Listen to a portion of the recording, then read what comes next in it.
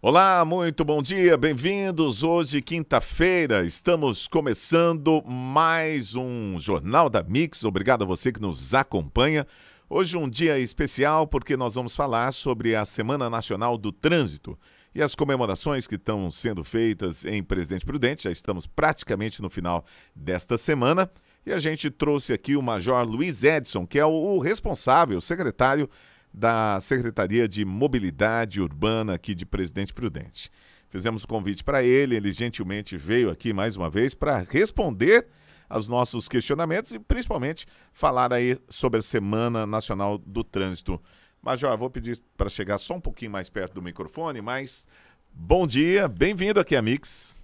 Bom dia a todos os ouvintes aí da Mix. É uma grata satisfação eu de estarmos aqui para podermos apresentar a vocês quais são os projetos, quais são as ações que nós desenvolvemos e quais são os resultados. É o mais importante de tudo, mostrar o resultado do que está acontecendo desde que assumimos a pasta, assumimos a Secretaria de Mobilidade Urbana e Cooperação e Segurança Pública de Presidente Prudente. Muito bem, a gente tem poucos minutos nesse primeiro bloco, por isso que eu vou trazer muitas vezes o Major daqui para estar falando com a gente, se ele estiver disponível, né, para a gente. Bom, mas primeiro vamos falar da Semana Nacional do Trânsito. Quais foram e quais são ainda os eventos que estão programados para esta semana? Sim, no final da semana passada nós fizemos a abertura, na sexta-feira fizemos a abertura oficial, que na verdade ela começou a partir de segunda-feira e terminamos no domingo. Serão várias palestras, visitas, apresentação de totens, lives com órgãos de segurança pública, Polícia Militar Rodoviária, Corpo de Bombeiros, Polícia Militar Ostensiva, a própria CEMOB, discussão com os órgãos executivos de trânsito de Presidente Prudente e região, além, é óbvio, de apresentar as medidas que estão sendo adotadas, tanto na parte prática como na parte técnica, para reduzirmos o índice de autuação, reduzirmos os índices também de acidentes, que é o mais importante, e demonstrarmos, através da conscientização, os problemas que essa guerra que a gente chama de trânsito, não só em Presidente Prudente, mas em todo o Brasil, há necessidade de se combater para que a gente tenha uma sobrevida maior. Porque, paz, meus senhores, né? Há cerca de cada mês nós temos em Presidente Prudente, isso falando de Presidente Prudente, uma amputação traumática, ou seja, uma pessoa que perde uma perna, perde um braço, ou perde um braço, ou fica com a mobilidade restringida através de uma tetraplegia, uma paraplegia, em decorrência de acidente de trânsito. O trânsito de Presidente Prudente sempre foi muito criticado, né? Se fala por aí que o motorista de Presidente Prudente não dá seta, enfim. Então o senhor entrou numa situação muito complicada. E o que melhorou nesses últimos tempos em relação ao trânsito em Prudente? O que a gente gosta de destacar é que as pessoas falam realmente muito mal dos condutores de Presidente Prudente. Mas, na verdade, quando a gente começou a analisar isso, desde que assumimos em 2021, nós percebemos que não são só os condutores de Presidente Prudente. O trânsito em si, em todo o Brasil, ele passa por uma grande necessidade de adequação. Cidades que passam por expansão, sem uma projeção, sem uma programação. Cidades pequenas que viajam para cidades grandes para o atendimento, que é o caso de Presidente Prudente, por exemplo. Nós atendemos aqui várias cidades vizinhas, nós somos praticamente uma metrópole ao redor aí, né, recebendo cidades da região. E isso faz com que aquelas pessoas que têm um pouco menos de experiência em relação ao trânsito de Presidente Prudente se tornem um pouco mais agressivo. Mas nós estamos trabalhando onde? Como? Trabalhando na educação, na conscientização e principalmente hoje, além das campanhas, nós estamos melhorando a sinalização de Presidente Prudente e adequando as vias. Eu ia falar sobre isso, sobre a sinalização, falar dos eletrônicos, né? Foram espalhados aí vários semáforos eletrônicos com aquele controle. Tem muita gente que reclamou, né? Na verdade, nós conseguimos. É um dado, né, que eu estou olhando aqui no celular, que eu tenho vários dados, várias estatísticas, e nós colocamos aquele temporizador.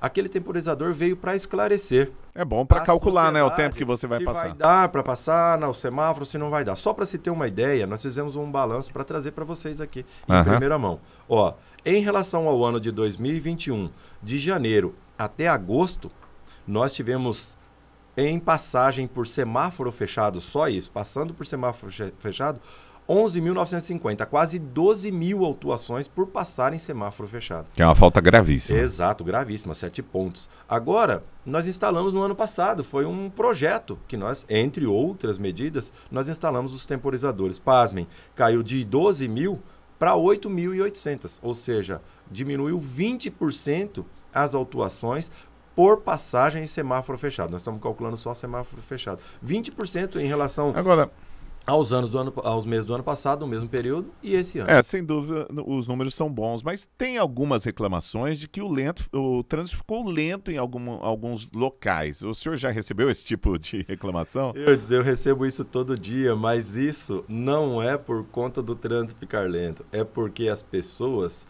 elas começam a ver o tempo.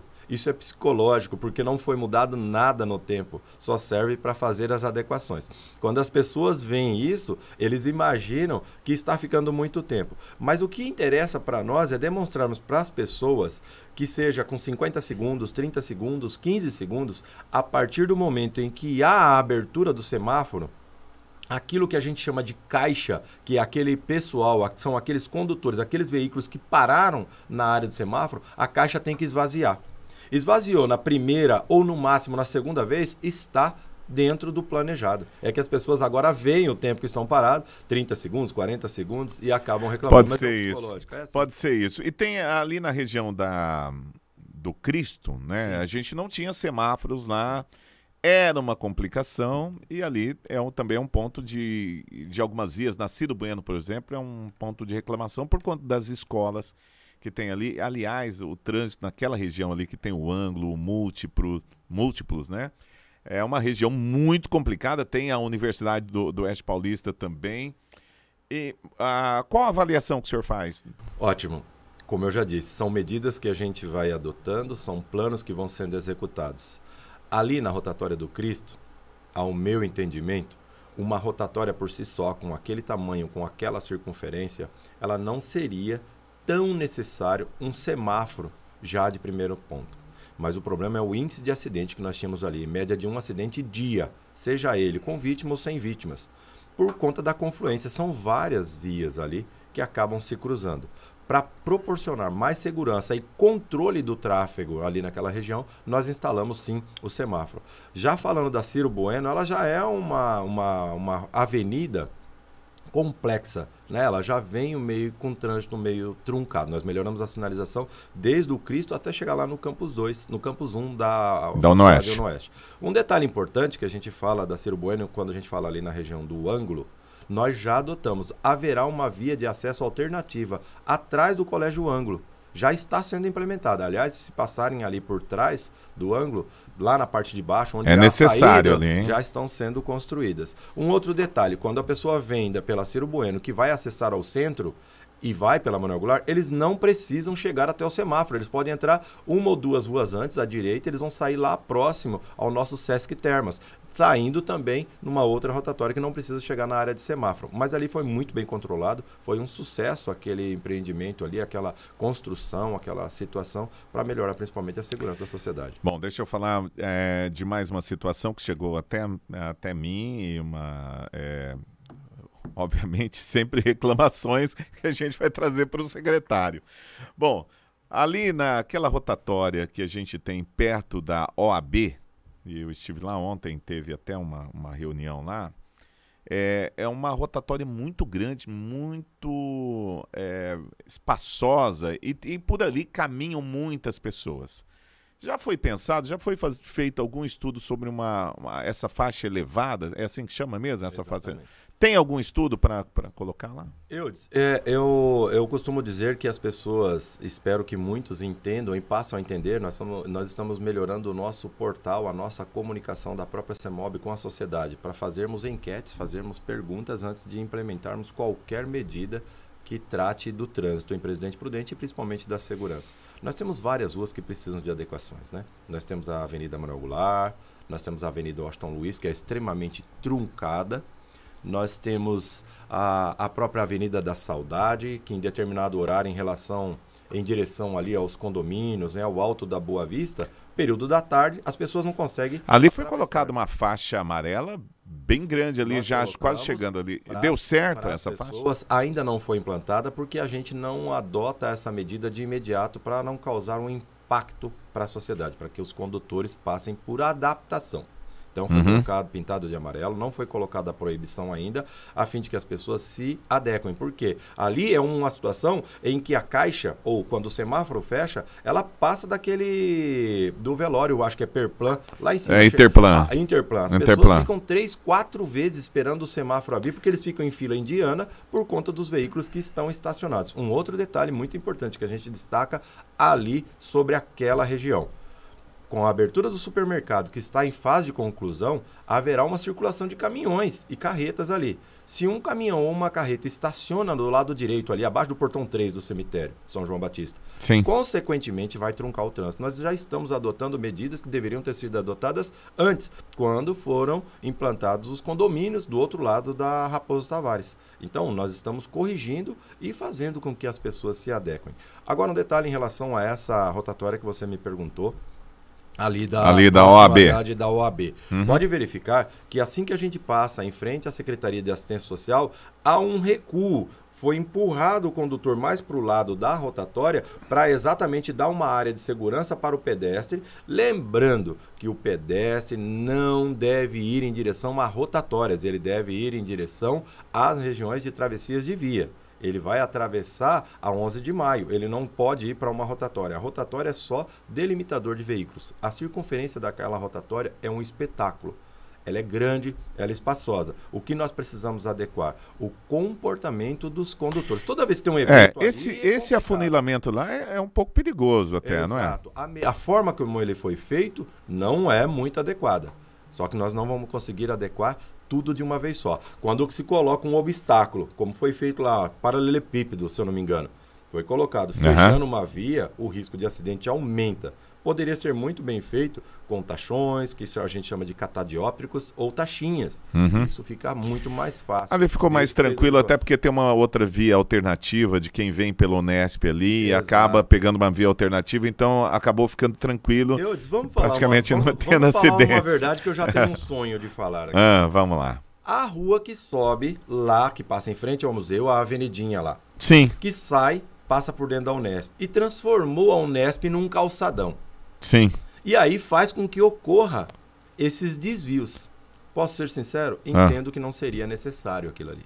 Não vai mudar de imediato, não. Por quê? Tirou-se uma via que seguia reto e sairia praticamente lá onde a gente conversa, onde a gente aponta que é a OAB, mas não se utiliza. Mas para bem do serviço público, não essa via, ela passa dentro da Unesp? Você pode passar por ali ou não? Não, ela não passa mais, mas ela passava antes. O que era excelente. Transformou num calçadão. E não é possível reverter isso aí? Na verdade, hoje o impacto administrativo seria muito grande em transformou uma vez, devolver outra vez, mas eu entendo que a medida ali, principalmente... A mais adequada seria essa, hein? Deixar aberto, colocar sim uma lombofaixa ali naquele lugar para os pedestres passarem no campus 2, no campus da Unesp. Da Unesp. E tranquilamente o trânsito seguiria direto. Vamos trabalhar isso aí, vamos trabalhar isso aí. A respeito da adequação da rotatória, só retomando para concluir, lá é um trânsito muito bom, só que a gente precisa melhorar realmente a educação dos condutores, porque ali alguns passam com excesso de velocidade. Deixa eu te fazer uma pergunta aqui já para a gente finalizar e vai ficar para outras entrevistas para a gente conversar também. Major, existem muitos bairros aqui em Presidente Prudente que tem a chamado meio terreno, aquela divisão de meio terreno. A cada meio terreno a pessoa tem direito a uma garagem, né? Para parar o carro. Acontece que tem situações aqui na cidade que você não encontra possibilidade de parar o automóvel por conta dessas construções feitas desta forma. Como é que se faz para resolver essa situação? Bom, de hoje para trás é complexo e é difícil a gente mexer.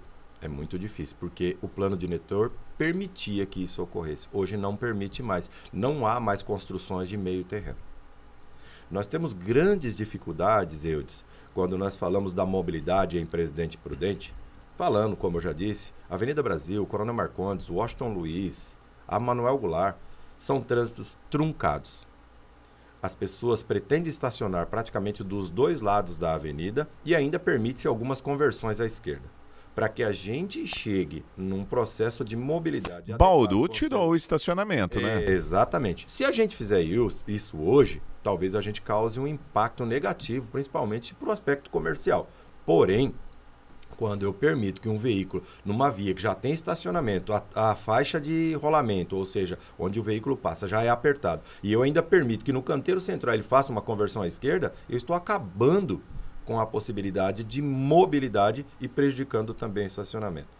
Como é o caso da Manuel Goulart e o Washington Luiz, que nós estamos adotando agora umas adequações. Nós vamos reduzir as conversões à esquerda para que as pessoas andem, e aquele que tiver interesse em fazer uma conversão para uma esquerda, na verdade ele vai andar um quarteirão, fazer um quadrado e passar pelo semáforo. Eu reduzo um tempo no semáforo, porque vai ficar só para quem está pela avenida principal e para aquela que vai atravessar pela perpendicular, né, na verdade, e também não ocasiono ou diminuo o risco daquela conversão que o condutor vai estar recebendo o veículo de frente e tem um que corre o risco de se colidir na sua traseira. É o maior índice de acidente que nós temos.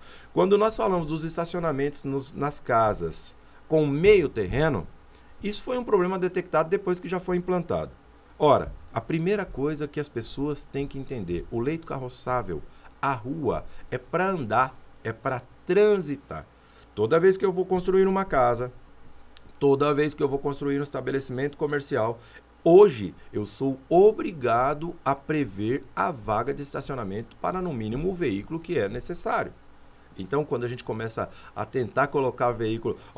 a pessoa quer, o morador, ele quer uma vaga na frente da casa dele, quer uma guia rebaixada e ainda quer uma vaga. Não haverá possibilidade. Isso já não dá mais para se permitir. Mas, quando sai um estabelecimento novo, hoje não há mais nem essa possibilidade para evitar esse tipo de transtorno. Eu construo uma casa, mas eu quero ter um estacionamento da rua. Nós temos um problema muito sério na CEMOB, que é interessante. A pessoa planta uma árvore e ele quer aproveitar a sombra no futuro. Aí vem o vizinho e estaciona na sombra dele.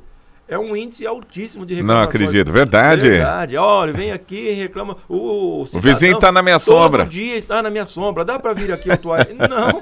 Nem aquela vaga de parada rápida, carga e descarga que a gente estabelece para o estabelecimento comercial é do proprietário ali. Todos daquele quarteirão vão poder utilizar, ou até mesmo de outro lugar. Mas as pessoas entendem que é dele, e não é dele, nem a frente da casa. Mas essa de parada rápida eu fico com receio quando eu tenho que fazer uma parada rápida nessa e tenho que ir do outro lado da rua, porque o proprietário daquele estabelecimento ali que tem aquela vaga rápida, ele acha que é dele. Ele vai questionar, ele acha que não é. E quantas, por favor, vem aqui, tirar o veículo daqui, que ele já colocou o veículo aqui e ele não está aqui no meu estabelecimento. A gente deixa bem claro, primeiro, que o leito carroçável, a rua, é para transitar. Então, nós estamos proporcionando mobilidade. Avenida da Saudade, Manuel Goulart, Washington Luiz. Vamos reduzir o índice de conversão à esquerda, diminuir os tempos de semáforo, melhorar a segurança, mas as pessoas têm que entender que quando colocar aquela vaga, carga e descarga, parada rápida...